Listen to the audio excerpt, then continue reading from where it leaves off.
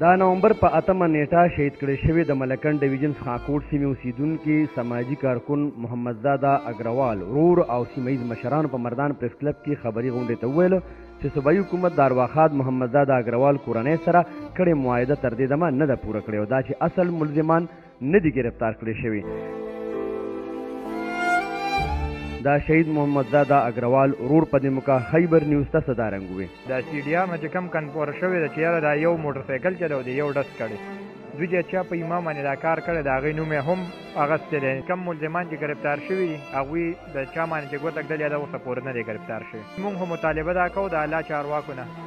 چې دوی زموږ نه 3 ورځې اخیستې تر اوسه پورې هغوی ملزم ګرفتار نه کړو. بلخوا د جرګې او سیمه ییز مشرانو ویل چې د ارواښاد محمد زاده په قتل کې ککړ ملزمانو خلاف د سخته کارروایي وکړي شي. نو په دې باندې موږ مطلب خپل احتجاج نن دلته په دغه کې وکړو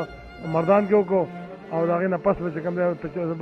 10 تاریخ په نوښار کې دی بیا به چارسده کې په ټوله صوبه کې به کوو او موږ به هغې پورې په قرار نه کینو چې محمد زاده شهید اصلي قاتلان نه راوتي او هغوی د سزا نه ملر شي. موږ دا خبره کوو چې په دې کې کم از کم چې جوډیشل کمیشن جوړ شوی او په دغه ځای کې ایډمنسټریشن انتظامیه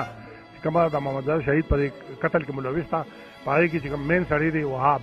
چې د هغه ګرفتاري شوي او انټروګیټ شوي دا کیس په مخکې تللی وي اوسه پولیس هم نه دي شوي. یاده دې وي چې د ملکنډ ډیویژن انتظامیې د محمد زاده اګروال په قتل کې ککړ ملزمانو د ګرفتارۍ دعوه لرلې.